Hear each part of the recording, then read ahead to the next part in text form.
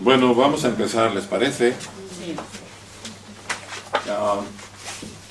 Todos tienen el material de esta ocasión, supongo. No, yo no lo he cogido porque solamente vengo un día. No importa, es que es un monográfico. Ese de hoy. Cada día es uno solo, no te preocupes. Pues ya lo cojo. Son temas monográficos que lo que tienen como extensión es una sola fecha. Vale. Por eso el que quiera venir a otros no pierde la hilación, porque están tratados los temas Cada uno. a uno cada sesión. Quería yo ahorita, me recordaron que el día 2 de marzo tenemos la última fecha, que es sábado, de 5 a 8, ¿sí?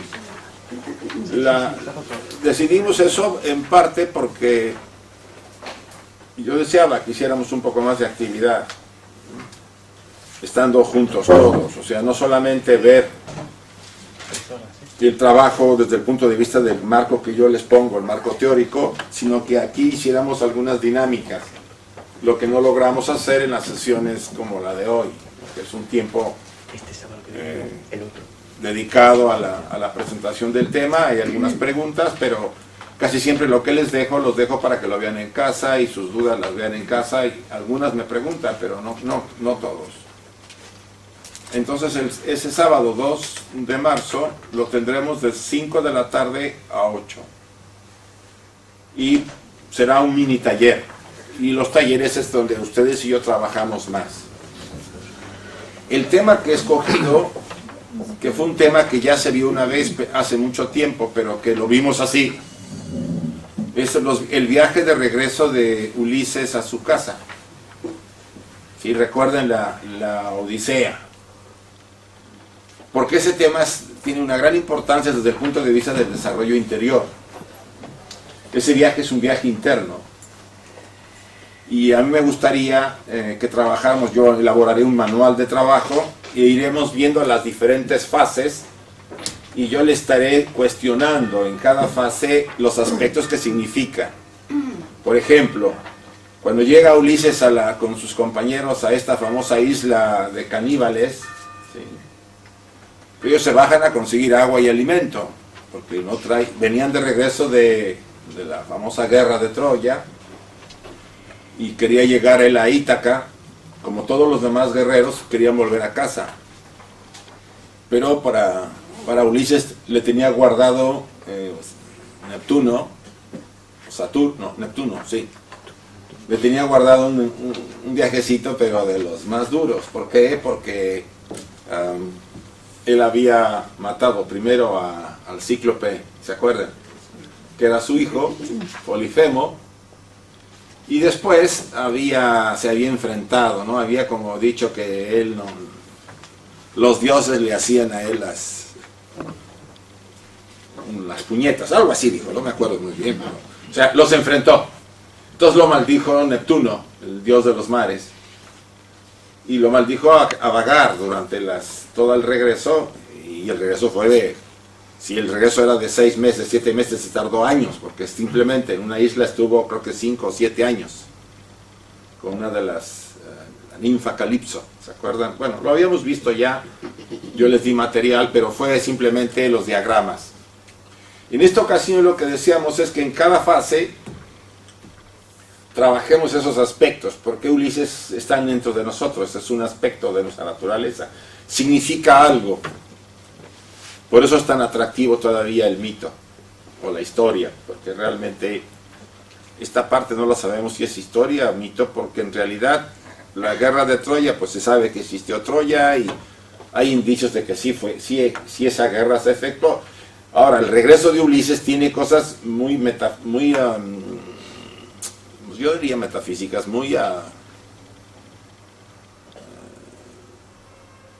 es como si él se hubiera adentrado en el mundo de la psique, de las profundidades, ¿no? Baja a los infiernos, recuerda, a buscar a Teresias para que le diga cómo regresar a Ítaca. O sea, eso suena más a un viaje psíquico dentro de nosotros. Entonces, traslado toda la simbología de las islas y de lo que ocurre, y lo vemos acá. Pero ustedes tienen que ir trabajándoselo a sí mismos. Es como si ustedes hicieran su viaje, ¿sí? Por supuesto, a nadie se le obliga. Pero les puede ayudar mucho, sobre todo en el campo del autoconocimiento, que es básico para el desarrollo interior. Entonces no olviden, de 5 a 8. Trataremos más o menos de que alcance el tiempo y haremos algunos ejercicios, lo que alcance y lo que no, pues lo podemos dejar en casa, pero será un trabajo ya personal. Y después me podrán consultar si lo desean por internet, porque de ahí nos volveremos a ver hasta abril. ¿Se acuerdan que yo ya aquí agarré las fechas porque si no, no las podemos tener? Y en abril veremos el siguiente ciclo, los que quieran. Muy bien. Bueno, la copa del grial o el encuentro con el alma. Sí me gusta aclarar siempre que estos talleres, mini talleres, o sesiones monográficos, como yo le he llamado. Ayer estuve con Pedro y le hicimos, no, ayer antier, y le hicimos algo de propaganda a esto. Ya otro que vamos a hacer en Santander, en el mes de abril. Pero lo importante de estos, de un cursillo que vamos a decir que se divide en sesiones, es que apela a casi todos a un cuestionamiento personal sobre qué somos, de dónde venimos, cuál es nuestro proyecto, nuestro sentido de vida, nuestro destino y a dónde vamos. En el fondo es eso, son las grandes preguntas que la humanidad se ha hecho siempre, que en muchas tradiciones se las siguen haciendo y las respuestas pues, pueden ser muy variadas. Lo que ustedes y yo podemos determinar es que si hay un origen, la tradición oculta nos las trata de demostrar, la ciencia se acerca cada vez más a esa visión. ¿Quiénes somos? Bueno, la ciencia ha tratado de desentrañar la parte física, ¿no?, hasta ahora, y cada vez se acerca más a aspectos más subjetivos porque no le va a quedar otra, dado que si quiere conocer más al ser humano, pues a la mente no la puede meter en el cerebro, simplemente. Ustedes se dan cuenta que para muchos el cerebro asumen que la mente es una reacción química de procesos cerebrales, y esa es una gran falacia. La tradición oculta dice no, el cerebro es un instrumento de la mente para manifestarse.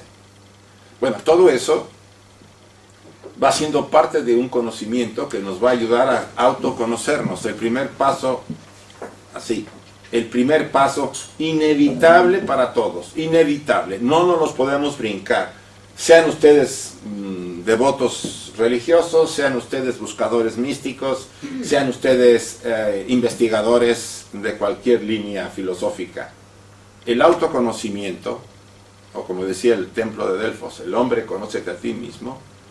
Y hoy en la tarde leía yo a este padre de la iglesia, Clemente de Alejandría, dice, pues es en su Pronata, una de sus obras, decía, pues es necesario reconocer que el hombre debe conocerse a sí mismo, porque de esa forma conocerá a Dios. Y recuerden las palabras del Maestro Jesús, vosotros sois el templo del Dios vivo. O sea, el hecho de insistir en el autoconocimiento no es simplemente porque pues queremos ver lo que hay atrás de la máscara, que es lo que ustedes y ahorita estamos mostrando. Yo muestro mi máscara y ustedes la vuestra, que es nuestra personalidad, ¿no? Pero ¿qué hay tras de ella? El tema que vamos a ver en esta sesión trata algo de ese tema. Y tratará también el del Popol Vuh, que vamos a ver la siguiente semana. ¿Ustedes conocen esa obra? Es la obra, una obra maya de las pocas escritas ya por un indígena en la época, fue como una especie de recopilador, ¿no? El libro de la Génesis, ¿no? Todos los pueblos tienen una visión de la Génesis del mundo. Esta obra es muy interesante. Ya vimos una vez el Chilam Balam, ¿se acuerdan? Esta ocasión es el Popol Vuh. Y la última sesión, por ya hemos hablado sobre el viaje de retorno. Pero lo importante de esto es que ustedes se cuestionen, o nos cuestionemos todos, porque todo esto antier hablábamos Pedro y yo, los 3 años pasados ha tratado de que todos los temas giran sobre estas grandes preguntas. ¿Qué somos? ¿De dónde venimos? ¿A dónde vamos? ¿Cuál es nuestra tarea? ¿Cuál es el destino, el sino de nuestra vida? Y lo importante sería que ustedes se cuestionaran y se preguntaran y trataran de responder. Por supuesto, esta versión es personal, ya lo saben, no se intenta, pues, ahora sí que convencerlos ni convertirlos a nada. Y la sociedad teosófica tiene este punto muy importante de libertad de pensamiento. Esta sociedad ha subsistido, y lo ven ustedes en la revista, en la declaración, en la revista Sofía, para los que no la conocen, ¿sí? Hay una declaración, se llama Libertad de Pensamiento, en la primera página, y gracias a eso, por lo menos yo estoy aquí.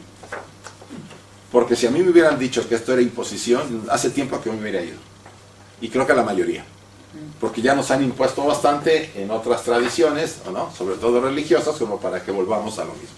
Venimos a compartir. Por lo mismo no voy a tratar de convencerlos, lo voy a tratar de exponer y compartir. Decía Krishnamurti, a compartir.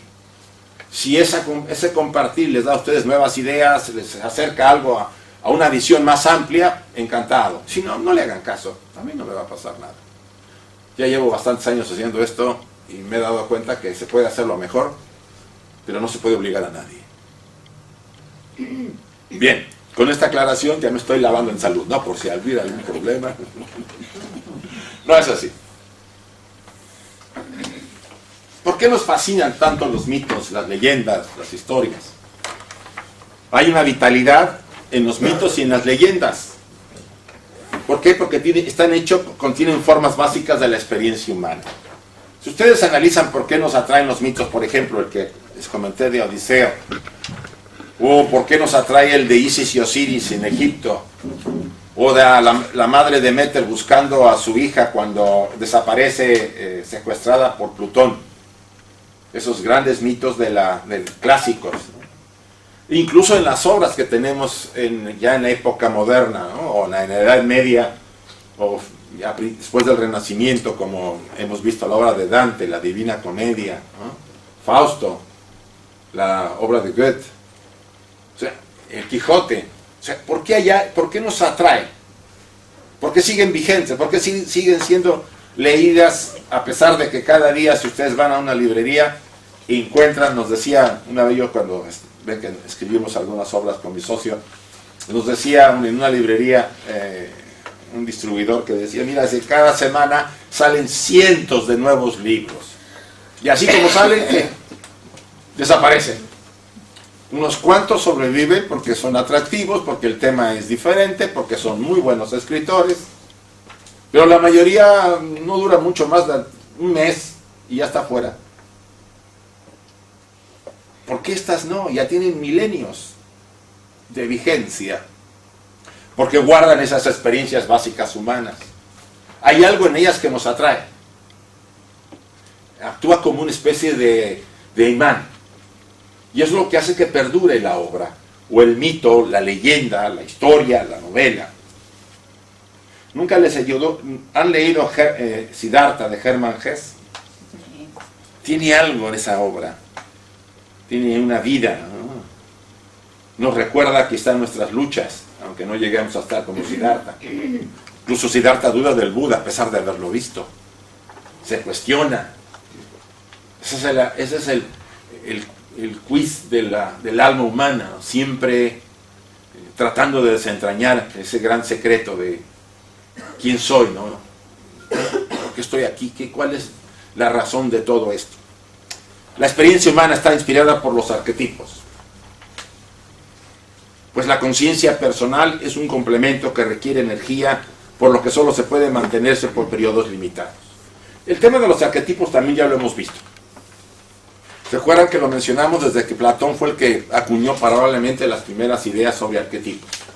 Pero ya desde la visión que hemos estado tocando, para darle explicación a muchos elementos, tiene que ver con el concepto junguiano del doctor Carl Gustav Jung y la corriente psicoanalítica. Él utilizó estos elementos y nos explica que los arquetipos, como aquí lo menciona acá, no, lo vamos a ver acá. ¿Qué son los arquetipos? Son sistemas de disposición inherentes, o sea, están en nosotros. Todos nacemos con ellos, modos de la psique humana para el comportamiento. O sea, es la forma en que la psique trata de modelar nuestro comportamiento en la vida, en determinadas situaciones vitales y para su comprensión espiritual. No siempre están actuando los arquetipos en todo, pero tienen influencia en determinadas situaciones y de una influencia muy poderosa. Y también para el desarrollo, nuestro desarrollo espiritual. Esta importancia del arquetipo, me quiero regresar a la transparencia de la que estábamos viendo, lo menciona aquí el mismo doctor Jung. La conciencia personal es un complemento que requiere una energía extra. No es suficiente con la que tenemos. Mucho se ha hablado de este tema. Ustedes saben que la depresión, hablándolo desde este punto de vista, ¿qué es la depresión para la mayor parte? El que la haya tenido, ¿cómo se sintió? Primero, triste, clásico, solo, sin deseos de ver a nadie cuando es fuerte.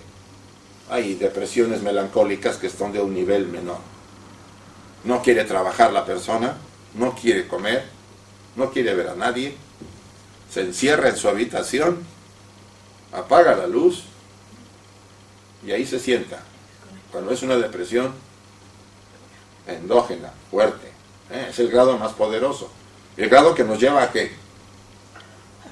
Al suicidio si no se atiende a la persona, y ahí no hay otra vuelta que la medicación, ¿sí? Pero en todo eso, si ustedes analizan esta patología, una patología moderna, porque ahora las personas, parece que con esta situación que estamos viviendo, en muchos casos, porque la situación lo provoca, genera ese estado, esa patología. Y si no, ese por lo menos un estado menos poderoso como es la melancolía. La melancolía es un atisbo de depresión sin llegar a tener tanta fuerza, ¿sí? Yo puedo hacer mi vida con la melancolía, más o menos. Casi todo lo que ustedes pueden analizar como la descripción de esta patología es falta de ¿qué? De energía. La energía se retira de la personalidad. Simbólicamente, en las visiones alquímicas, es cuando el alma se retira del personaje que está pasando por el proceso alquímico y lo deja como en una tumba. ¿Qué significa estar en una tumba? ¿Estar qué? Muerto. Simbólicamente así queda la persona a veces cuando está deprimida. Está como que, como muerta. No quiere saber nada. No quiere ver a nadie. No quiere hablar con nadie. Quiere estar. Y es más, a veces se ponen a ver la pared. Es una sensación de desesperanza en que el alma se ha retirado, simbólicamente, pues es una forma de decirlo. Esa energía que a nosotros nos hace vivir, subir, bajar, hacer cosas, dañar, porque es la misma energía, se retira a lo profundo de la psique. Y dice, pues ahí te dejo a la personalidad, a ver tú que te crees tan importante, a ver qué haces sin energía. Y nos sentimos abandonados, solos. Nada nos calienta, nada nos hace sentirnos bien. El que la ha vivido sabe que después de eso vuelve a nacer, ¿sí? Es una experiencia casi de muerte, por no decirlo de otra forma. Es una forma de morir un poco. Pero lo que caracteriza eso es falta de energía, falta de vitalidad. ¿Y que esa vitalidad de dónde viene? Del alma. Y el alma está formada, llena de ¿qué? De los arquetipos. Cuando los arquetipos se retiran, o cuando nos poseen, porque tienen varias características, un arquetipo que nos posee, ¿saben? Todos han sido poseídos, casi cuando supongo. ¿Se han enamorado todos? El que se ha enamorado ha sido poseído. Lo posee un arquetipo, una fuerza interior que te dice, aquí olvídate de pensar y de cuestionar. Eres mía, o mío, porque es así el poder que tiene. Y nos volvemos ¿cómo? Nos enajenamos. La chica o el chico me puede estar haciendo cosas y yo no lo veo. Yo solamente veo lo bonito que tiene la persona. Y me dicen sobre de él cosas y no me las creo. ¿O no es así? ¿Por qué es tan poderosa esa posesión, una posesión? O sea, estas fuerzas, estos modelos de energía, estos patrones de energía dirigen nuestras vidas y particularmente en ciertos eventos son poderosísimos. El ejemplo son ciertas patologías, como el tema de la depresión. Por eso se pone casi todas las imágenes alquímicas, al que está pasando por el proceso se le ve en una cueva encerrado, como en una especie de tumba, esperando que el alma retorne a la tumba y lo vuelva a vitalizar. Pero antes de haber sido purificado. O sea, el objeto es purificar, dejar lo viejo fuera, porque lo viejo estorba en nuestra naturaleza, ocupa lugar. Me refiero a lo viejo interno, si no después saldríamos corriendo muchos porque ya estamos más para allá.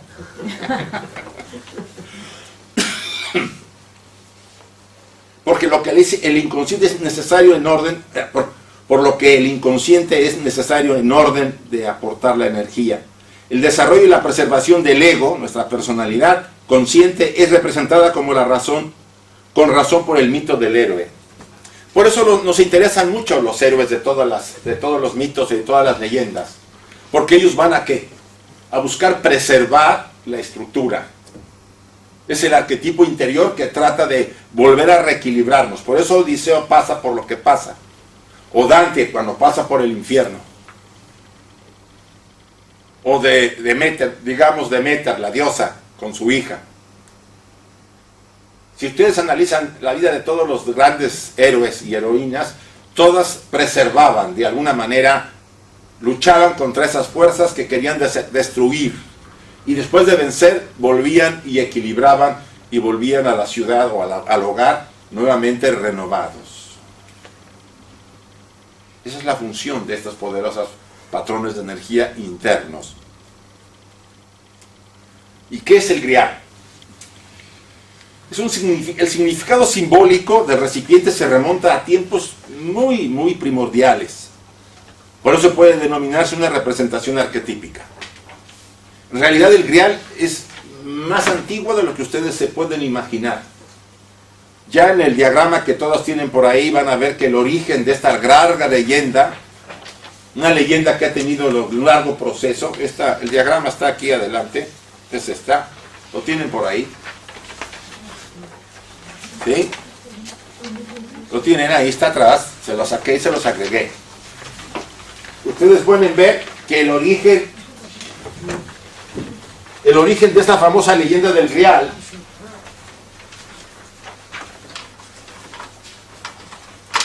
se pierde en los tiempos y tiene una mezcla de la combinación de la tradición hermética, la celta, por supuesto, las germanos y los bretones, y fenicia, siria y persa, el culto a la vegetación. Y se ha encontrado recientemente en una obra que les recomiendo que lean, se llama En búsqueda del Grial, sí. No, La copa del Grial, editorial Kairos. Los autores son, interesantemente, la doctora Bonfrance y la que fue esposa del doctor Jung, Emma Jung. Vale la pena la obra. Obvio, se analiza desde un enfoque psicológico, pero bastante accesible, porque ustedes comprenderán por qué tiene tanta fuerza la obra. En realidad estos son los orígenes más antiguos. Pero los hechos artúricos y del Grial, acuérdense del rey Arturo, se supone que se desarrollaron sobre el 545 después de Cristo, cuando los romanos abandonan la Gran Bretaña. ¿Sí? Recuerden que ellos empiezan a retirar las legiones porque Roma está amenazada por los germanos. Entonces, ¿qué hacen? Pues retiren las legiones de allá porque aquí nos vienen encima los del norte.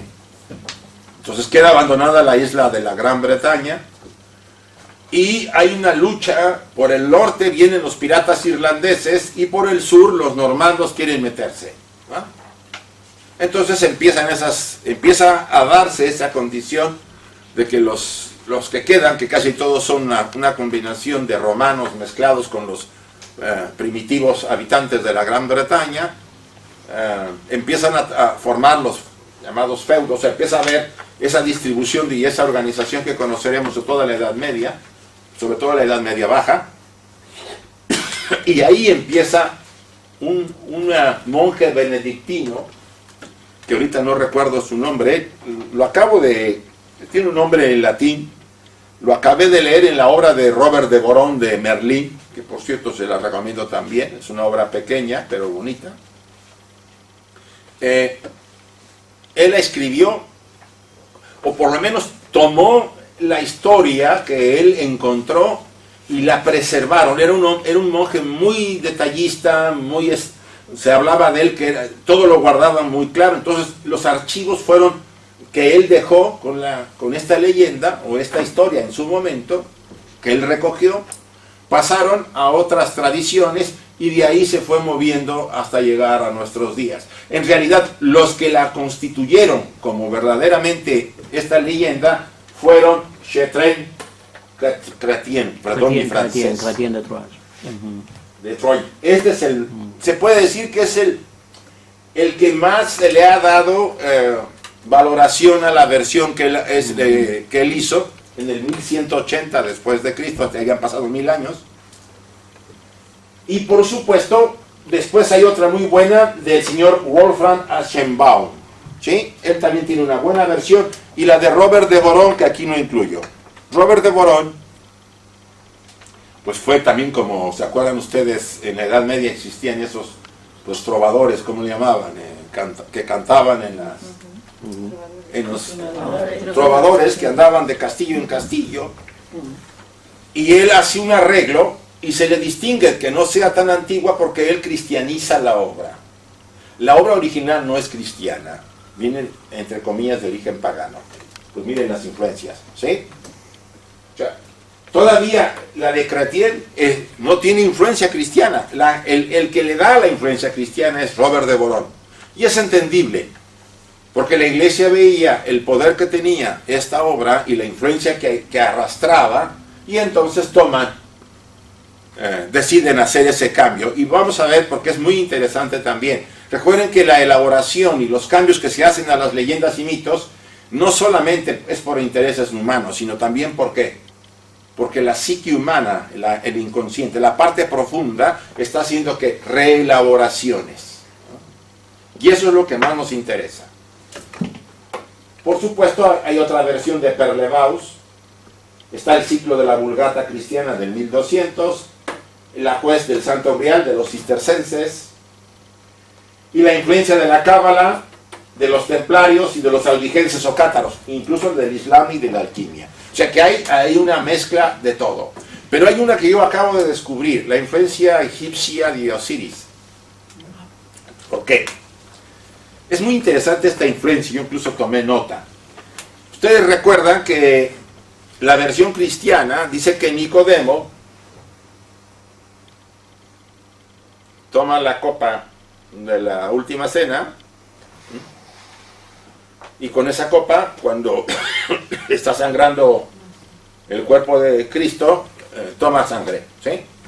Y que eso es conservado y preservado, la envuelve en un guante, después del guante pasa a ser sacada porque pues los romanos regresan y hacen una escabachina en el año 70 después de Cristo, ¿sí?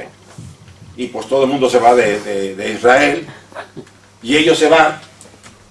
Y es interesante, dice, Nicodemo con un cuchillo raspa la sangre, es una leyenda. La leyenda se llama, y esa no me la sabía yo de memoria, de Al-Valle de Zecán, que también viene creo que en francés, y mi francés es malísimo, pero bueno. Esta leyenda dice que él raspa la sangre del Cristo, la guarda en un tubito de plomo, y se la lleva a Sidón. Sidón era una de las ciudades del Líbano. Del Líbano, lo que es Líbano. Antes era Fenicia. Pero que después Sidón es invadida y él tiene que huir y llega a Normandía. En Normandía, es una leyenda muy interesante. En Normandía, el lugar donde él llega, y que en el camino él mete en un tronco, mete la pieza de plomo con la sangre, y que cuando llegan a Normandía el tronco florece y echa raíces. Y ahí fundan una capilla y después será un monasterio. En el 1171 hay una destrucción de ese monasterio y encuentran un pergamino que narra esta leyenda. Una leyenda más, pero no se sabrá hasta qué punto sea parte o no. Ahora, ¿en qué se conecta esta leyenda? Que está citada por Chatrian, y esto conecta, ¿se acuerdan la versión de Osiris? Cuando su hermanito lo mete en un sarcófago de plomo, lo tira al mar, llega a Sidón, y un árbol lo recoge y se mete dentro del árbol, y el árbol crece inmensamente. Vean la conexión que hay. O sea, hay una conexión y no se puede evitar. Por eso la influencia tan poderosa de varias corrientes, sobre todo la tradición hermética. Esta conexión a mí me llamó la atención, no la conocía a fondo. Pero bien, regresamos. El grial ha sido considerado por diferentes autores. Por ejemplo, un recipiente preciado.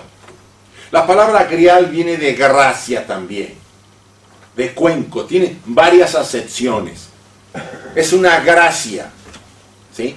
Contiene gracia. También es considerado una piedra del cielo, que cayó del cielo. O un recipiente con la sangre, esa es la versión cristiana. Lo que sí sabemos es que el grial es proveedor de la vida o carácter materno. ¿Por qué? Asumamos que este es el grial. Bueno, si hay dos iglesias que dicen que lo tiene, porque no digo que este es el grial. ¿No? Está en Valencia, ¿y dónde más? ¿La otra? No sé dónde, de Valencia dicen que es la más antigua, que es la mejor. Sí, pero hay otra por ahí también que dicen que no, que la suya es la buena. Bueno. Ya tenemos tres. Ya tenemos tres. Asumamos que esto es el grial.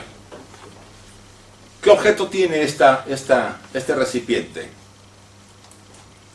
O sea, no el objeto del sonido, que es el que se usa acá. Recibir. Contiene. Este objeto contiene. No tiene otra función. Desde la antigüedad, desde la época primitiva, estos objetos tenían gran valor y por eso se ponían en las tumbas. Se fijan cómo al muerto lo enterraban con sus cacharros. ¿Por qué? Porque era valioso. Ahí podía tener el agua, el arroz, guardar cosas. O sea, lo que era todo lo que era forma de cuenco. Sí, el cuenco dorado.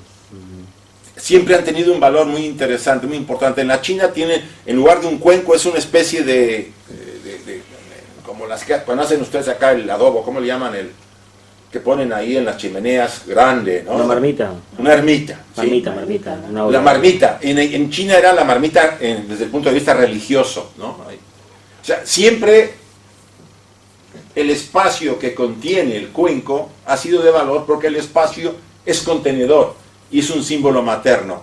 ¿A quién contiene la madre para ser madre? Al hijo, ¿no? Es un contenedor. La madre contiene algo cuando recibe la combinación del esperma y del óvulo. O sea, ella se convierte en ¿qué? En una receptora, en una contenedora. Si ustedes ven esa relación con la naturaleza, ustedes verán que la naturaleza es la gran madre que contiene ¿qué? A toda la vida.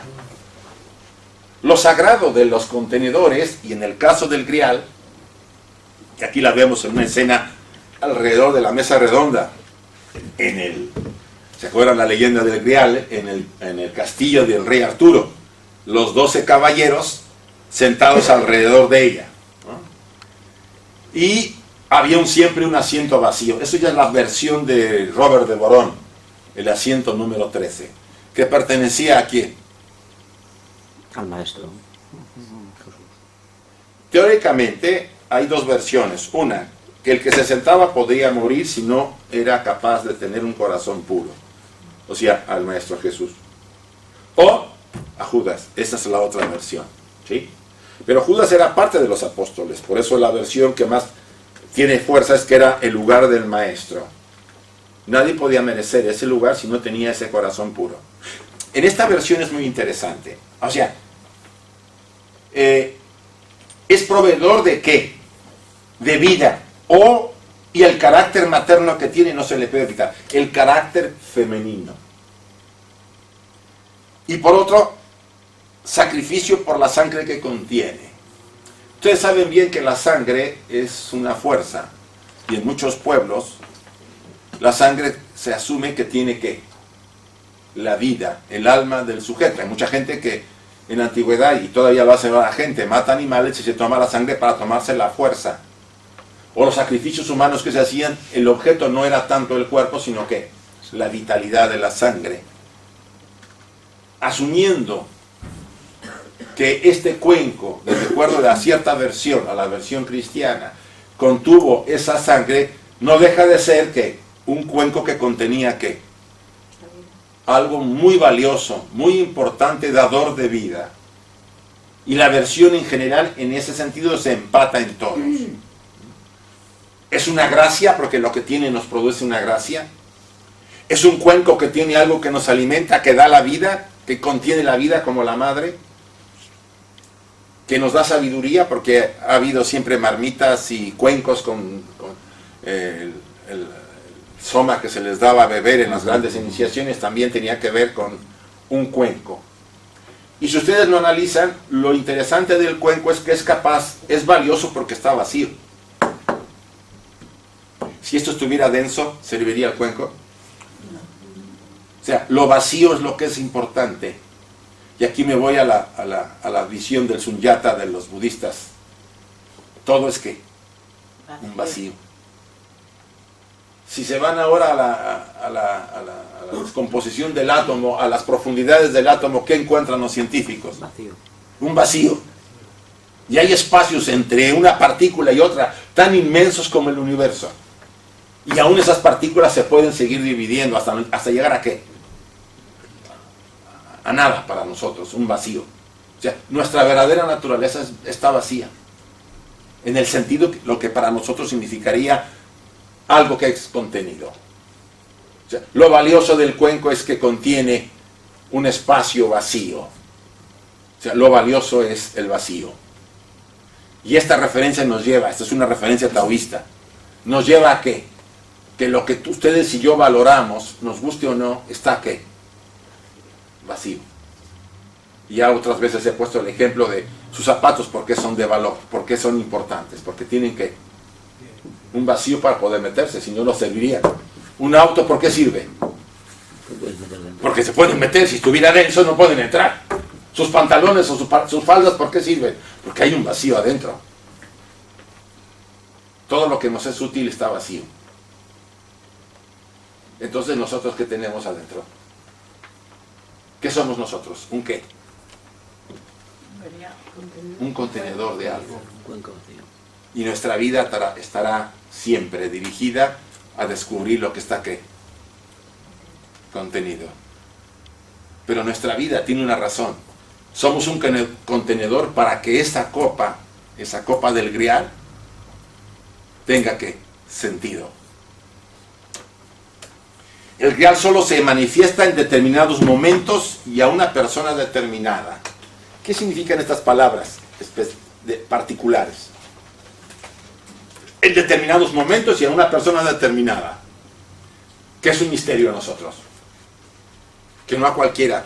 En la obra del rey Arturo y los caballeros de la mesa redonda, se presenta el grial en el momento menos esperado. Estaban cenando los 12 caballeros, el rey Arturo, Ginebra. ¿No está ahí Ginebra? No está. Vale, no está. Y de repente aparece de los cielos, cae el grial y se pone en la mesa en medio. ¿Quién la llevó? Eso es un simbolismo. Ya lo hemos visto. ¿Quiénes son los caballeros de la mesa redonda? Son 12. ¿Nos refieren a las 12 qué? Pétalos del corazón. Pétalos del corazón. Y a las 12 constelaciones, signos del zodíaco, a los 12 apóstoles, a los 12 arats del Buda. Son los aspectos arquetípicos de nosotros. Si ustedes ven en cada caballero se distinguía por una cualidad, pero también tenía su sombra. Nosotros somos una combinación de ¿qué? De luz y oscuridad. Los caballeros muestran un aspecto, pero y esos aspectos están activos o no en nosotros, dependiendo nuestro desarrollo. Porque para que Arturo, que significa lo más elevado en nosotros, despierte y esté activo es que hemos logrado una transformación. Y solamente en ese momento aparece la famosa copa. Dice el maestro Eckhart, a mí me llamó la atención esta declaración: el que quiera venir a Dios, que venga como una nada. ¿Podemos entender eso? Que venga vacío. Que venga vacío. El término nada es un sinónimo en cierta forma de vacío. ¿Y cómo podemos acercarnos a él vacíos? No apegos, no deseos, no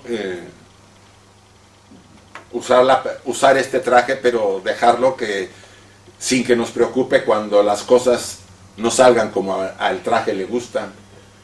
No estamos acá para rechazar al traje, a la personalidad. Estamos acá ¿para qué? Para no apegarnos a ella.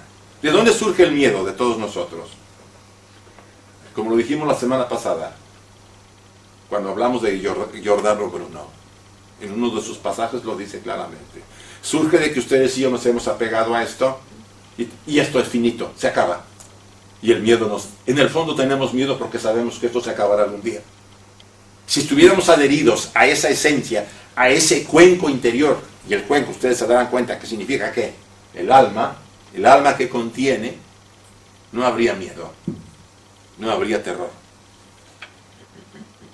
Por eso es el largo camino que tenemos que recorrer, como los caballeros de la mesa redonda y toda la leyenda del Grial. El Grial oculto clama al ser humano para que lo llene con contenidos de su vida. ¿Cómo se llena el Grial? Ustedes saben bien que el alma necesita que nosotros nos alimentemos de experiencias, dicen los místicos.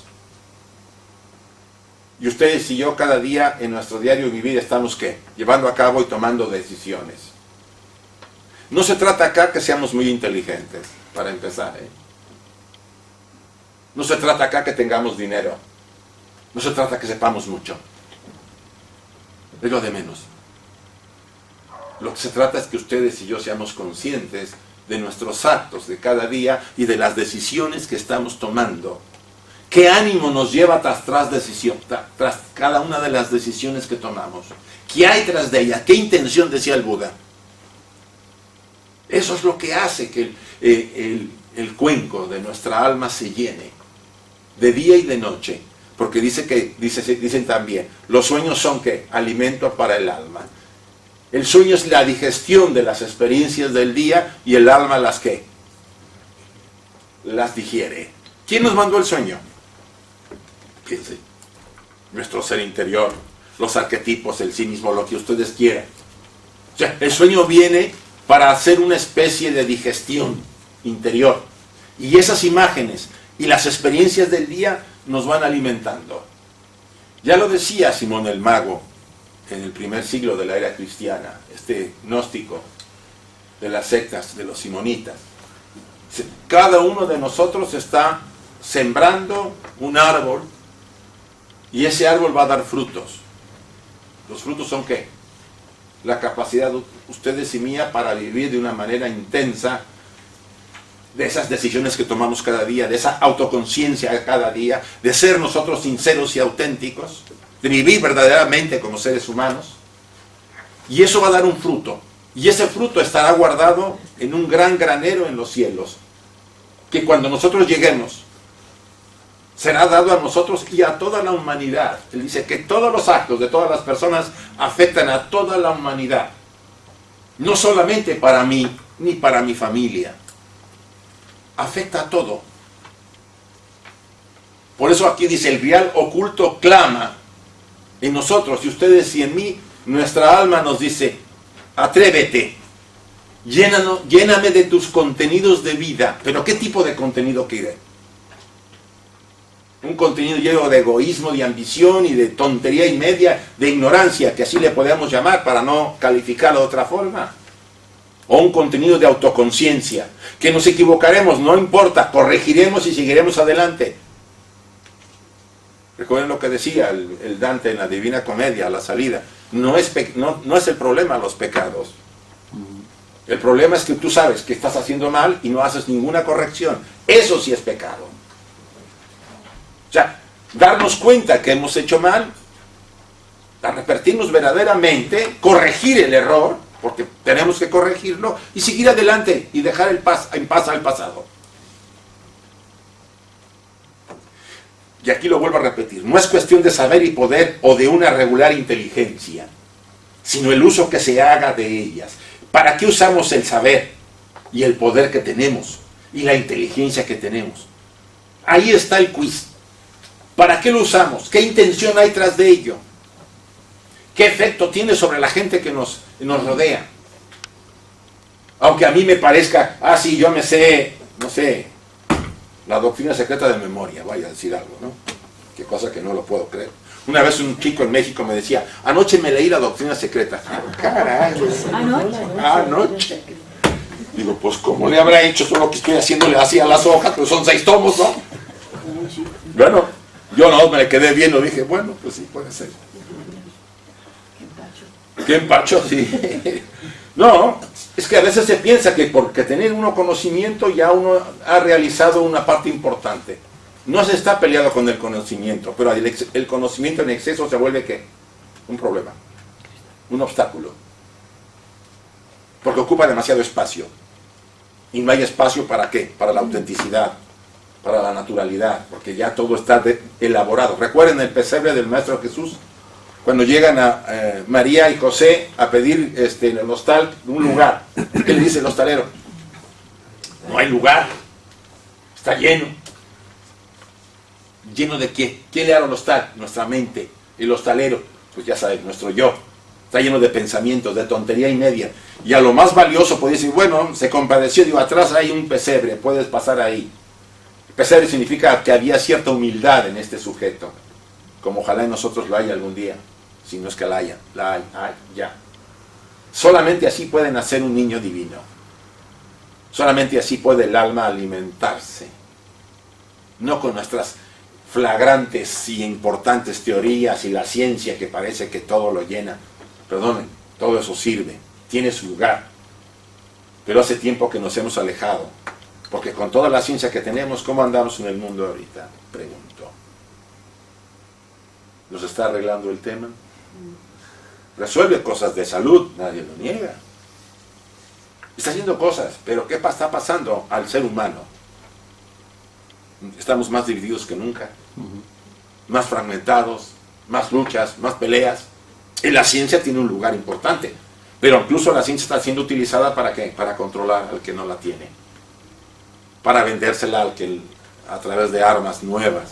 O sea, y el problema no es la ciencia, porque la ciencia no tiene color. El problema es ¿quién? Nosotros. Como ahora lo que está pasando con los partidos políticos. No son las ideologías de los partidos. Si ustedes analizan todas, son ¿qué? Muy positivas o no. Sus declaraciones, sus objetivos, la verdad, tanto de los del PP como el PSOE, como todos los partidos, tienen cosas muy interesantes y muy buenas para la sociedad. Pero el problema no son esos. ¿Qué son? ¿Quiénes son el problema? Los seres humanos. Los intérpretes. Los seres humanos. Antier, yo hablando en el programa de radio de Pedro, decíamos, criticamos mucho a estos señores, pero si yo todavía estuviera en su lugar y tuviera yo la alforja abierta, puedo negar que no voy a tomar un centavo. Nadie me va a ver, nadie me va a decir nada y puedo tomar lo que me dé la gana. ¿Quién declara que no lo va a hacer? Yo no digo que no haya almas firmes que se van a controlar, pero la mayoría cederá, y eran los críticos. Sí, bueno, es que, a ver, los políticos salen del pueblo, y si los políticos son corruptos, el pueblo es corrupto. Así. Aunque es una fórmula muy general, vamos a decir que hay excepciones, pero la mayoría podría caer en esa tentación. ¿Sí? Yo ayer estando comprando ahí en Nostrum, es un restaurante que vende comida barata, salía un chico y deja la cartera ahí con todo, se salía todo el dinero. Se fue, se lo olvidó. Y estábamos en una cola, ¿no? Y había otro chico ahí, la vio. Yo creo que la vio y se le iluminaron los ojos porque dijo, aquí resolví mi vida. Pero algo dijo, no. Y le digo, señora, alguien dejó esto. Venció más que El alma. el alma. Pero a cualquiera dice en este momento, se está comprando una comida de €1, ¿saben que vende nuestro Sí, sí. Yo no había comido tan barato hasta ahora. Raciones, sí. Con 3 euros como. Pues sí, te compras una sopa, una ensalada y un cuscús. Ya la hice. Con 3 euros. Bueno, si compran ustedes la credencial. Sobre todo la actitud anímica que la persona adopte ante su vida diaria y a su destino, ante su destino. Esa es lo más importante, la actitud anímica. Es lo valioso. Y no todo el fulgor que a veces traemos. ¿De qué me valen mis títulos? Y mi familia aristocrática. Si cuando veo las cosas fáciles, me aprovecho, sabiendas que esto no es mío, que es del pueblo, porque el dinero viene de ahí. Yo no sé si en muchos de estos casos pueden dormir bien cuando vean en un restaurante que estén muy caros gastándose ese dinero, que la gente que está enfrente en un basurero está sacando la comida del basurero. Y que encima que el restaurante tire la comida. Y bueno, además, pero digo, aquel que creo que ese tiempo se secó algo dentro de algunas personas. Ya no sienten nada. Por eso tenemos que trabajar mucho, pero no trabajar en el sentido de tratar de convencer. Eso es otro tema. Yo no tengo ni el poder ni la fuerza para ir a ver a nadie a decirle lo que hace o no hace, ni me considero, sino trabajar para cambiar yo, para que a la larga seamos un ejemplo y esto cunda. El alma es el recipiente maravilloso que acabamos de hablar, el grial, que encierra en su interior la fuerza dadora de la vida. Por eso cuando nos deprimimos, dice el alma, pues te retiro lo que hay, a ver cómo le haces. Cuyo último secreto no puede ser desvelado, sino que permanecerá siempre oculto porque el secreto constituye su esencia. Ese es el gran misterio de nuestra naturaleza profunda. Un misterio que es desvelado en cierta forma cuando ustedes deciden verdaderamente convertirse en lo que somos. No en una personalidad temporal, sino en una esencia eterna. Cuando hacemos ese trabajo, nos va a llevar a un camino que ustedes y yo no nos imaginamos. Y lo más lamentable a veces es que lo escuchamos y no acabamos de convencernos porque nos parece que es tan difícil dejar que deje de influir la materia, ¿o no? Volvemos a casa, vemos los problemas y bueno, eso se aparta un rato y yo sigo otra vez viviendo. Pero esto tarde o temprano hace mella. Vamos a esta leyenda, tenemos tiempo, y la quiero repasar por la importancia que tiene el grial. ¿Quiénes asistieron a cuando yo la di la primera vez? Ah, qué bueno. Yo. Tú sí. Tú eres 2. 3, 4, vale. Bueno, tienen todas las imágenes ustedes. Lo interesante acá es que si ustedes analizan en aquella ocasión recomendé la película que espero que la hayan visto o la vean, de Excalibur. Vayan a verla. Tiene mucho simbolismo, la pueden conseguir fácilmente en una tienda porque la tiene. Yo la presentaba cuando daba este taller en el taller para que viéramos las partes que me interesaban. La primera, Uther de Pendragón vence y une al pueblo. Aquí no aparece, ¿eh? Uther de Pendragón será el padre de Arturo. Era un gran personaje, era un gran hombre que se distinguía por tener mucho valor. Era la cualidad que tenía más importante. Logra unificar al pueblo, o sea, a alejar a los piratas irlandeses y a dominar a los que habían invadido, y unifica Inglaterra. Simbólicamente así nos los presentan. Y en el último momento, casi a punto de vencer, al último, creo que era un duque, que quedaba en una parte extrema de la isla, Arturo le dice, negocia, hay que hacer una negociación, ya no tienes por qué seguir luchando, él te va a reconocer como rey. Y Uther, que no era de los que se daban por fácil porque él quería luchar y quería lograr dominarlo, finalmente oye a Merlín. Merlín siempre fue su especie de alter ego que le aconsejaba. ¿Quién es Uther y quién es Merlín? Veremos más adelante. Pero se celebra una gran fiesta. Y en esa gran fiesta, ya de unificación, en mal momento se le ocurrió a la esposa del duque bailar frente a todos. Porque una de las debilidades de Uther de Pendragón era la ¿qué? La lascivia, la sensualidad. La ve y dice, yo quiero poseerla. Pero le dice Merlín, vas a destruir todo lo que has construido, todo el acuerdo, por una mujer. Bueno, las mujeres han hecho cosas en la historia, ya sabemos, ¿no?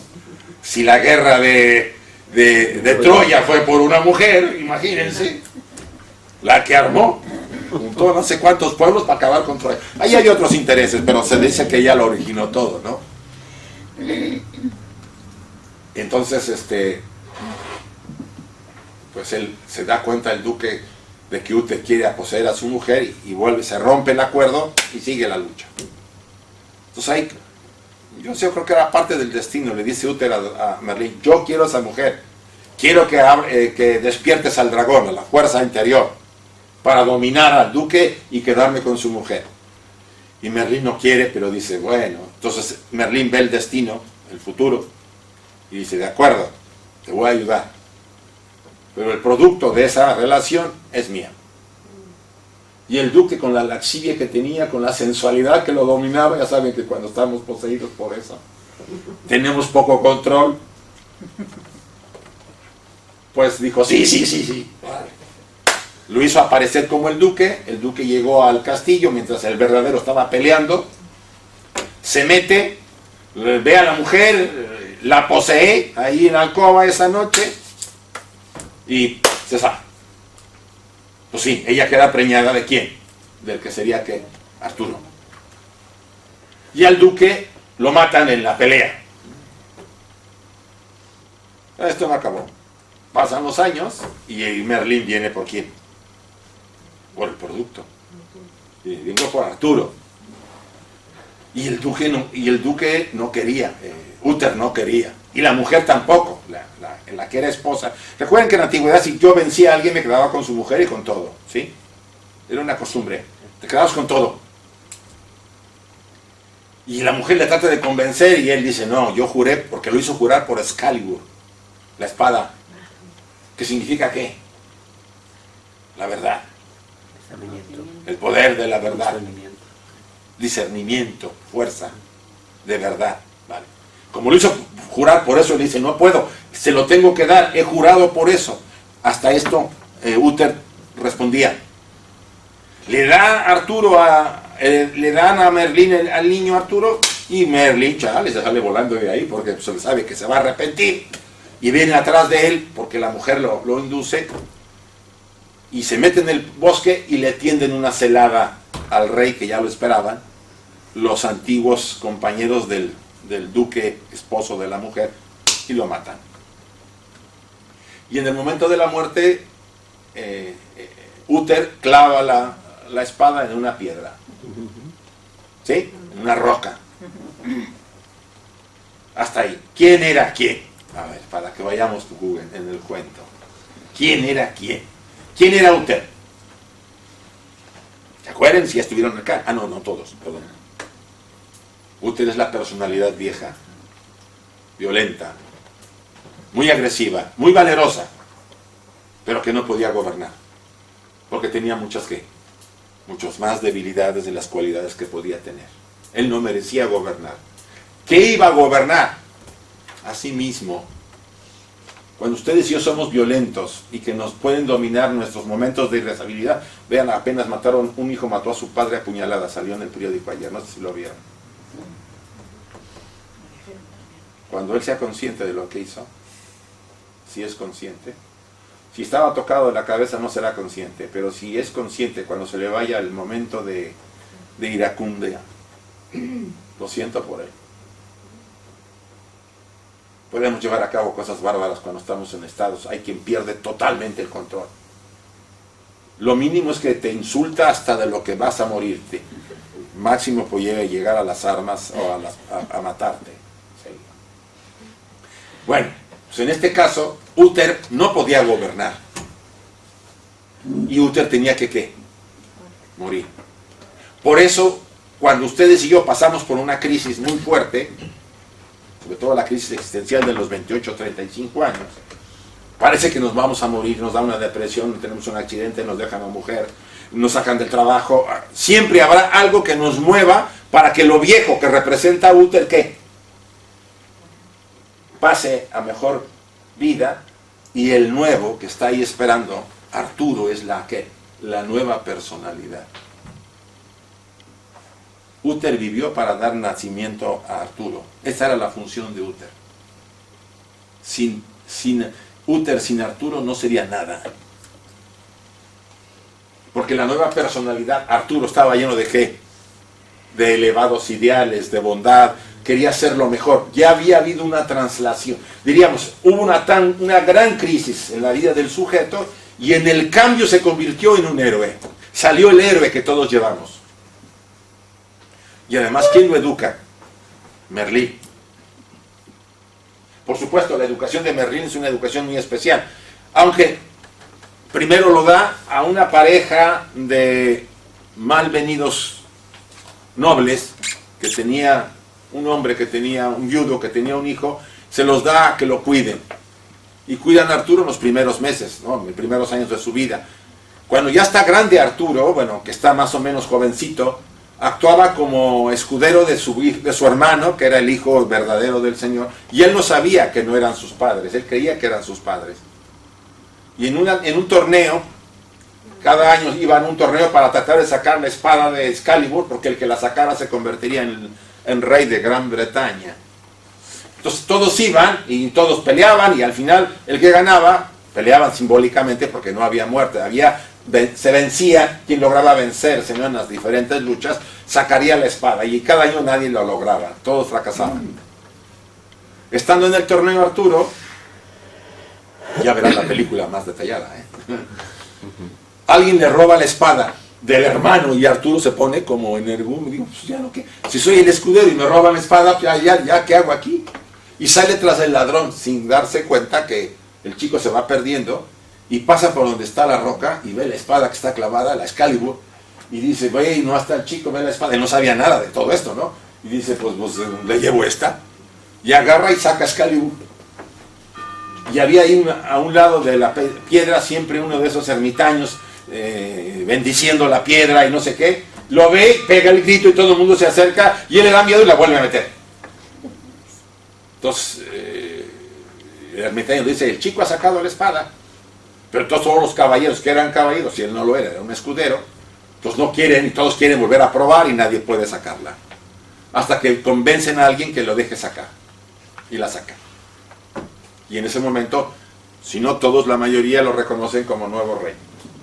Arturo tendría ahí 17, 18 años. Había logrado su primera, ¿qué? Ubicación. La persona se había dado cuenta quién era, hasta cierto punto. A partir de ahí, Arturo tiene que llevar a cabo luchas para desalojar a los sajones que querían volver a invadir el reino. Y finalmente triunfa. Y en esas luchas conoce a Ginebra, la que sería su mujer. También se forma la mesa de redonda. En realidad la mesa redonda era la combinación de 3 mesas. La versión de Robert de Boron habla de que en realidad había algo de la última mesa de la última cena del Cristo. Pero bueno, si empezamos a verle ahí todas las cosas, está muy difícil. Yo no lo sé, pero esa versión va por ahí. O sea, la mesa redonda fue construida con 3 mesas, y las 3 mesas eran mágicas. ¿Por qué las mesas son importantes? ¿Qué nos hace la mesa cuando estamos en ella? ¿Nos sirve para qué? Para alimentarnos, ¿sí? Para celebrar ¿qué? Una reunión, para festejar. O sea, las mesas siempre tienen una función. Vean los símbolos: la copa, el grial, la mesa. En este caso la mesa reúne, y no era una mesa rectangular, era una mesa ¿qué? Circular. Recuerden que la forma circular vuelve a ser ¿qué? Femenina. La copa es ¿qué? Circular. Y la copa del grial era circular, no cuadrada. Porque eso de beber en una esquina no me parece muy agradable, ¿no? Tiene que ser ¿qué? circular. Está muy relacionada con los mandalas. Porque del centro parten los radios, Sí. la energía se distribuye mejor. Ahora, si los 12 caballeros eran los 12 arquetipos que todo ser humano tiene, y Arturo representa la parte más superior, nosotros, el ego divino, la esencia divina, Merlín es el sabio interior que todos llevamos. O sea, si ustedes lo empiezan a ubicar, todos los personajes están dentro de nosotros. Por eso es tan fuerte y tan vivo esta leyenda y sigue vigente. Nos sigue atrayendo, porque estábamos hablando de nuestra realización personal y de algún momento en que iniciemos la búsqueda del Grial para sanar. ¿Qué? No necesitamos ahorita ir a la búsqueda del Grial. ¿Cómo están nuestros cuerpos? ¿Cómo está la tierra donde vivimos? ¿No se ha enfermado? No me digan que no. ¿Se está enfermando o ya se enfermó? Porque la tierra y nuestro cuerpo son lo mismo. Arturo, que es el rey, se enferma, y al enfermarse él se enferma todo el pueblo. La tierra se vuelve árida, la gente se muere de hambre, vienen las enfermedades. Y ahora vean cómo está nuestra tierra. Incluso los reyes, que simbólicamente guardan una Sí, imagen. bueno, reyes, papas, cardenales, todo el Hasta el Papa dijo, aquí me voy porque la cosa está bien difícil. Me dijo, mejor corrió que mejor quedarme, porque si a uno le han dado chicharrón, no vaya a ser que a mí me den otra cosa. ¿Se acuerdan del Papa anterior al anterior? Sí. Sí, una taza de café. Le dieron su tecito, ¿no? Una Su taza de cafecito. café, no quiso tomársela. Entonces eso de que te dan un tecito y voy a sacar como los reyes antiguos la cuchara de oro para ver si no me estaban dando veneno, pues va a estar canijo. O tener a uno que diga, a ver, bebe tú primero. Yo no veo. Es que no sabes. Saben que en la historia del papado casi la mitad de los papas murieron de muerte no natural. La mitad. Obvio. No, bueno, Entre guerras. Sí, sí, pero... Entre guerras. Sí, sí. Envenenados. Envenenamientos, asesinatos... Asesinados. O sea que... Bueno, pues y yo... algunos saltaron por la ventana Sí. de los de la residencia papal, sí. O sea, Sí, sí. que en este caso, yo pienso que dijo este papa, dijo, oh, mejor me voy. Ya, 8 años fue suficiente. Viendo cómo están ahí los lobos, que pues, simplemente el señor Bertón está ahí nomás así.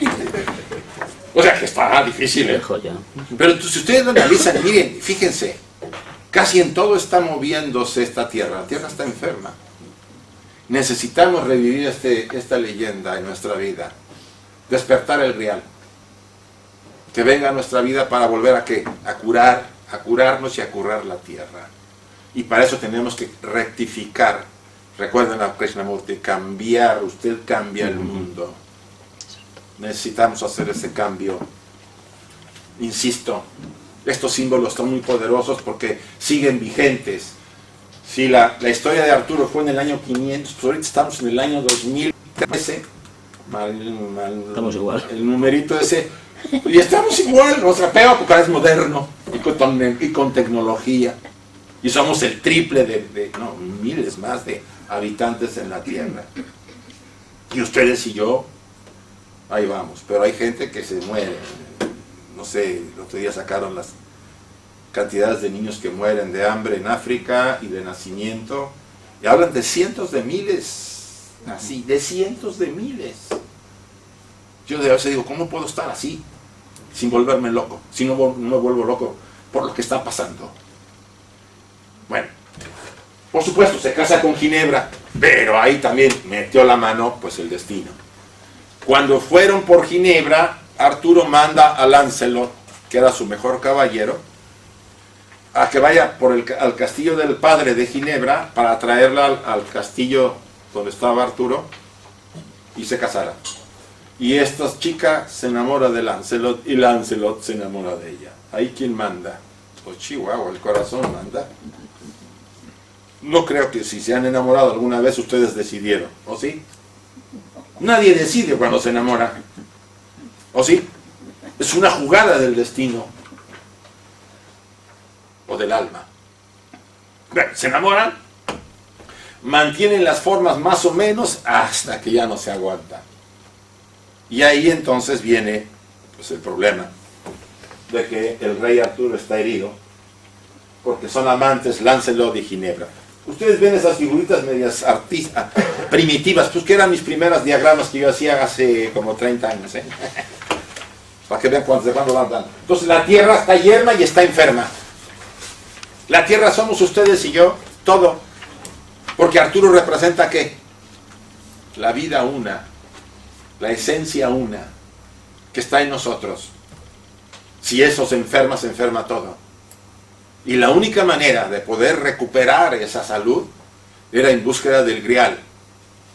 ¿Y quiénes fueron a través del Grial? ¿Eh? Sale Lancelot, Gawain, Bones, Percival y Galahad.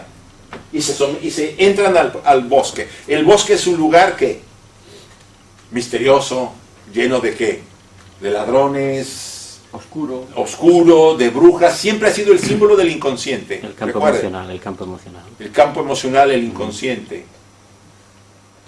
Los caballeros, ustedes y yo estamos seguros en el castillo. ¿Quiénes son el castillito? Los brazos de nuestros padres. Se dice en algunos casos que los primeros dragones a vencer son 2 dragones. Están a un lado y al otro de la salida del castillo. ¿Quiénes creen que son? Nuestros padres. Me refiero en el sentido simbólico de la fuerza que tiene para ¿qué?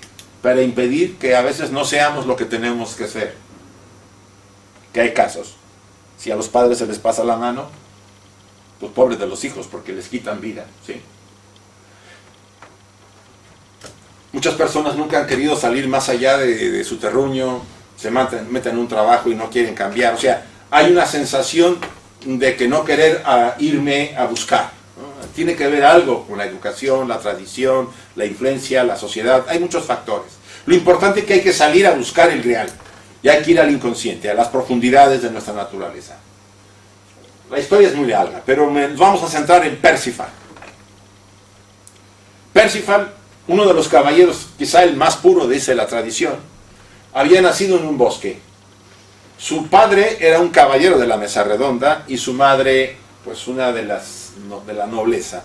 Pero como el padre había muerto en esas búsquedas del ideal, de la nobleza antigua, del ideal superior, la madre no quería que él fuera tampoco caballero de la mesa. Entonces se va al bosque y ahí tiene a su hijo y ahí lo educa. Vive como muy así, muy primitivo, muy natural, ¿no? En el bosque, se mueve y un día ve a Lancelot que pasa con su armadura de impactante, ¿no? Y ahí ya es cuando él despierta y busca ir al castillo. Empieza desde abajo, pero bueno, finalmente es nombrado caballero. Y lo nombran caballero porque ya se armó la buena en el castillo con Arturo. Su mujer ya se descubrió bueno, no se descubre, ya la acusan a ella que tiene amor con Lancelot. Arturo se siente ofendido y manda a su mejor caballero a pelear. Finalmente, después de todo este rifirrafe, Arturo cae enfermo, porque los amantes siguen juntos. Entonces, si Arturo va enfermo, tiene que encontrar el Grial para que con eso él vuelva a curarse. O sea, es el momento que ustedes, después de haber hecho todas nuestras fechorías, durante varias encarnaciones, en alguna empezamos a desear que hacer un cambio en nuestras vidas, a ser mejores, a buscar esa esencia, a buscar el alma, a ir hacia nuestro centro. Dejamos de perdernos hacia afuera y empezamos a buscar hacia adentro. Percival llega al castillo del Grial y aquí es muy interesante esta parte. Lo descubre después de algunos años de búsqueda. Entra y hay una procesión. Esta es la versión de Catherine de Troyes. De Troyes. En la procesión ustedes ven que hay una persona que lleva la lanza que gotea sangre, la lanza con que picaron se supone al Cristo. O una damisela lleva el Grial en la mano y una doncella lleva un plato. Todo tiene significado. Pero ¿qué pasa? Él oye una voz que dice, ¿a quién sirve el Grial? Y él oye la voz y ¿qué hace? Se queda dormido. Cuando despierta, ni procesión, ni castillo. Y pasan muchos años antes que vuelva otra vez a tener la oportunidad. ¿Qué significa dormirse? Dejar pasar la ocasión. Despistarse. Que ustedes y yo, cuando tenemos una oportunidad de crecer, ay, qué complicado es esto, ay, qué flojera, La oportunidad, ¿qué? Se va. Se va. Dormirse significa no ser consciente de lo importante que es aquello. ¿Se acuerdan en el jardín de Getsemaní los 3 apóstoles con el Maestro Jesús? Se durmieron. No se duerma. Se durmieron. Que no se duerma, se volvió a dormir. Que no se duerma, se volvió a dormir. O sea que somos la repera los humanos. Para la realización nos va a costar, porque en todos lados nos dormimos. Simbólicamente el que se duerme es el que... demasiado apego, demasiadas cosas que nos distraen mucho. Pero si seguimos insistiendo, si eso está muy fuerte ya, después de una etapa de purificación como le ocurre a Percival, vuelve a Castillo y ahora sí oye la pregunta: ¿a quién sirve el Grial? Y Percival contesta: el Grial sirve al rey. El Grial está a servicio de Atma, el espíritu. Y en ese momento recoge la copa, regresa con Arturo y la tierra sana. La leyenda sigue, pero ya no me quiero meter a tanta leyenda, ¿sí? Finalmente, aquí yo describo algunas cosas de cada uno. Percival es inocente, sin intenciones, tiene un pie en 2 mundos. El Grial es un símbolo de unidad y reconciliación. El mismo Grial es un símbolo de la relación apropiada entre lo masculino y lo femenino. Es muy, muy importante esto. Si nuestra relación entre lo femenino y lo masculino, como todos lo tenemos, las mujeres tienen a un hombre interior y los hombres tenemos a una mujer interior, no es adecuada, la lucha hacia afuera será muy grande. Tenemos que unirnos internamente. El doctor Jung decía, antes de casarse o de unirse afuera, únase adentro. Pero esto es un idealismo muy elevado. Buscamos unirnos afuera con el agarre que tenemos muchos. Y no digo que no siempre sea bueno, beneficia. Porque siempre una relación será en búsqueda de la unificación de los contrarios en nuestra naturaleza. Lo que pasa es que en esta época se ha vuelto muy complicado por el exceso de libertad que tenemos y la irresponsabilidad de los buscadores. Un caballero de la mesa redonda que haya hecho poderosas hazañas de armas, de bondad, belleza y nobleza, cuando haya preguntado lo que hace y a quién sirve el Grial, el rey se curará, dijo Merlín. Pero nadie piense que la búsqueda será fácil. ¿Qué podemos hacer ahora para encontrar el Grial? Pregunto. ¿Cómo vamos a hacer para curar esta tierra? ¿Cuál es la fórmula? Nuestra parte. Poner nuestra parte. Curarnos nosotros. Para empezar, yo no puedo ser ejemplo de nadie si yo no estoy sano, ni equilibrado, ni curo, ni me estoy curado. Si yo tengo envidia, ¿puedo ser ejemplo? No. La gente estará junto a mí y notará mis actitudes. Y si no, el magnetismo que emana alguien que tiene esa forma de ser. Entonces, tenemos que tener una clara decisión en nuestras vidas. Y esa es la invitación de estos grandes mitos, de esta leyenda. Una decisión que nos lleve a volver a recuperar ese Grial, que ustedes y yo estoy seguro que en algún momento tuvimos acceso a él, pero que dijimos, ay, qué flojera, ay, qué distracción del mundo, qué bonito, no, me quedé como dormido, y se fue. Y nos está costando nuevamente encontrarlo. Pero se puede. Si perseveramos, si nos mantenemos, si no tememos, si no nos damos por cansados, que una de las cualidades más importantes en la búsqueda es la perseverancia. No me importa lo que pase, yo sigo. Y eso no lo dice cualquiera. A veces quedarse solo, a veces tener cambios muy fuertes en su vida. Las personas no están dispuestas a eso. Tendrán que pasar varias vidas para que eso pueda llegar. Pero algunos estamos ya hartos de tantas idas y venidas. Y queremos. Pero los que queremos tenemos que mantenernos. Mínimo me mantengo. Aunque nos quieran embelezar, oye, mira, puedes ser un buen ser humano, no tienes que hacer tantas cosas. No me interesa, yo sigo. al grado, como oí decir a alguien una vez, aunque la vida me cueste. Es mucho decirlo, pero a Giordano Bruno fue capaz de hacerlo y le costó la vida. Porque se pudo retractar y no lo hizo. En los 8 años de prisión, ahí tenía ahí un jesuita que iba a verlo y lo tentaba. No, si te retractas, que no sé qué. Y no contestaba. Y así venía cada año a verlo. A ver si se soltaba, ¿no? Y al final parecía que ya iba a decir, bueno, pues. Y dicen que en una noche todo cambió. Dice que tuvo una visita. Y no se sabe de quién, pero se supone, claro, que fue probablemente de su propio maestro. Y dijo, tú aguanta. Como Sócrates tuvo que aguantar. Y se tomó la cicuta. No es que nos tomemos la cicuta en esta época ni nos hagan chicharrón. Pero algún día ustedes y yo nos tendremos que enfrentar ¿a qué? A una decisión de gran calibre. En donde nos va la vida, no en el sentido físico, pero que nos puede ir ¿qué? Todo lo que parece ser más valioso. Y nos tendremos que mantener firmes. Ojalá, todos, me incluyo, que seamos capaces de soportarlo. Bien, muchas gracias. Muchas gracias. Vamos más o menos, faltan 5 minutos, 7 minutos. ¿Alguna pregunta? Todavía podemos algo.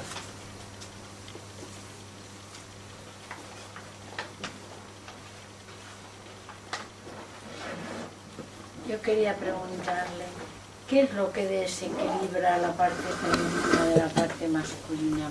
¿Por qué si tenemos las dos partes hay este desequilibrio? Mira, la parte femenina, en la parte masculina de la mujer es despertada por el padre. El arquetipo es un modelo interior que está ahí. Hay otros elementos que tendríamos que agregar. La parte femenina del hombre la despierta la madre.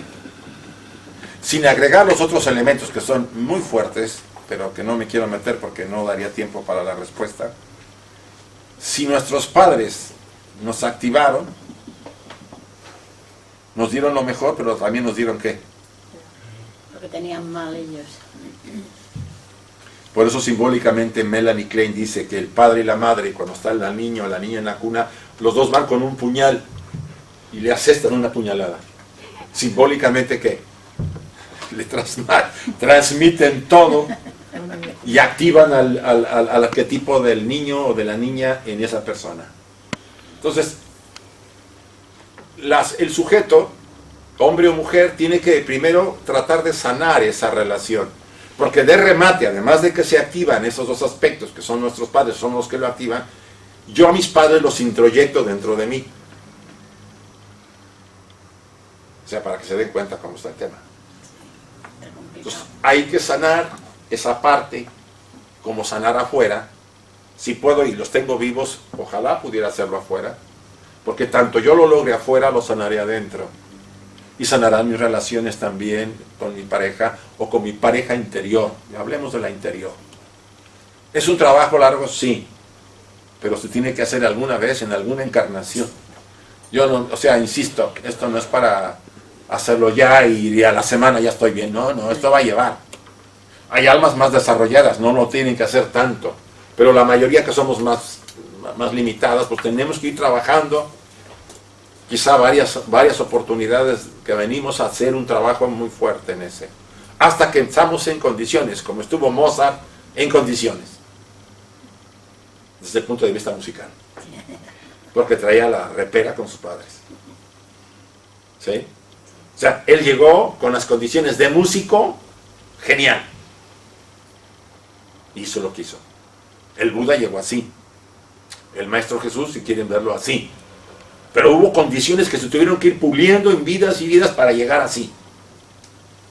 Ustedes y yo tenemos que hacerlo también. Pero en alguna ocasión tenemos que empezar. A mí me decía alguien, no, la siguiente encarnación, ahorita, ahí voy, vas a ver, bueno. Tú mismo. Yo siento que si vemos cómo está la tierra, nuestra tierra, y todas aman a su tierra, ¿o no? No me digan que no. Al mundo tierra. No solamente la tierra de acá, sino al mundo, todo. Pero también digo de acá. Y ustedes quieren que sus hijos tengan una mejor tierra, ¿o no? ¿Les gusta el panorama para sus hijitos? ¿Cómo está ahorita la cosa aquí? Que tienen que irse porque no hay manera de trabajar. Tienen que ir a Alemania, no sé, ya se van a América también, está cayendo por allá. ¿A eso a nadie le gusta? Que se vayan de su tierra. Pero no es el tema de la tierra sola, anda en convulsión. Una convulsión general. Hasta aerolito nos tira. Que bueno, no voy a decir que no cayeron acá, cayeron los pobres rusos, pero caray.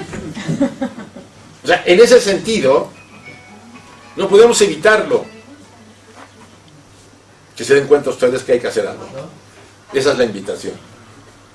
Lo que está pasando no es producto de que una divinidad le caemos mal y nos toma una maldición. Producto de lo que hemos sembrado por varios siglos. Y ahora estamos recogiendo. Y en nuestras manos está que esto que se modifique.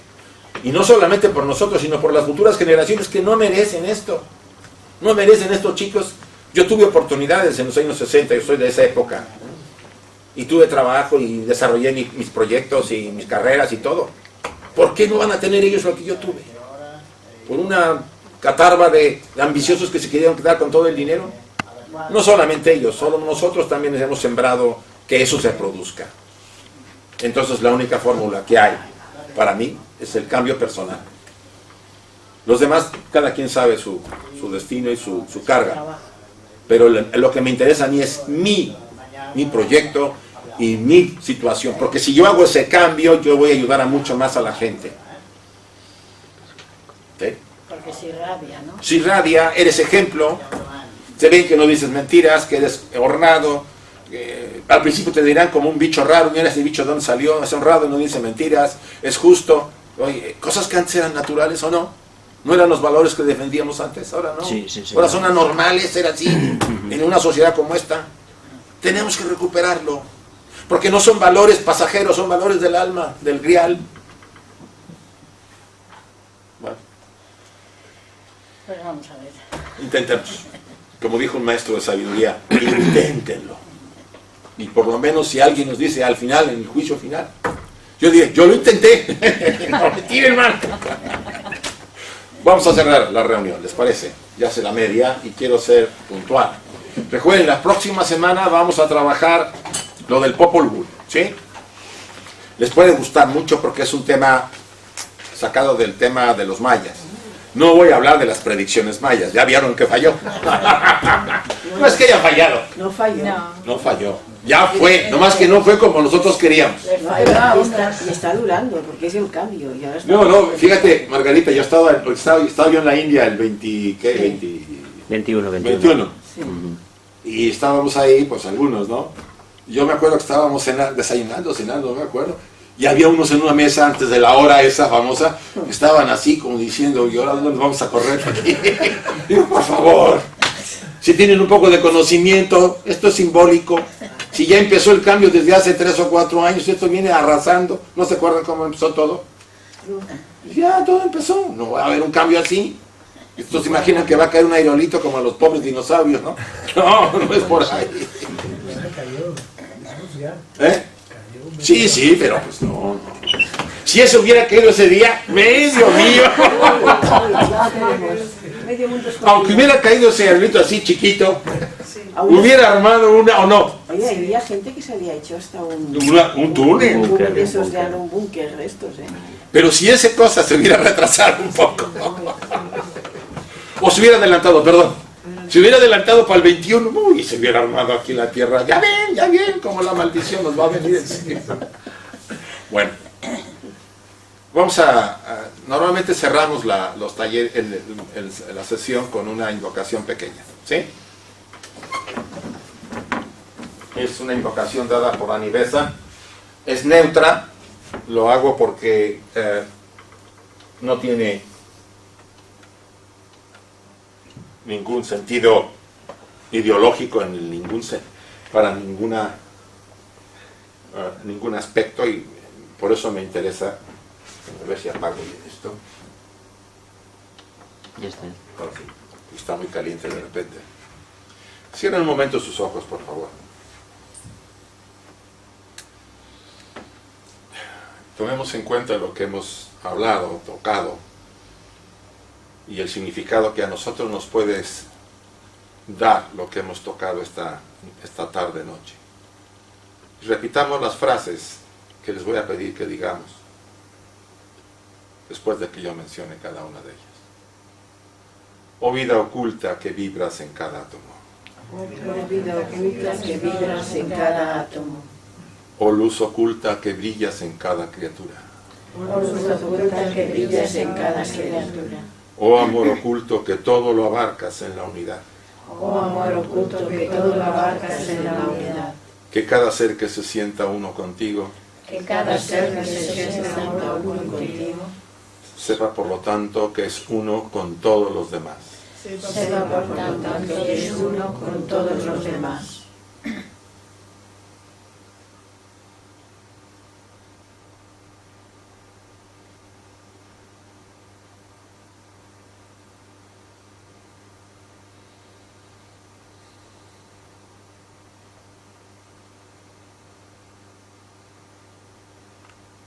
Así sea, y gracias a todos. Muchas gracias.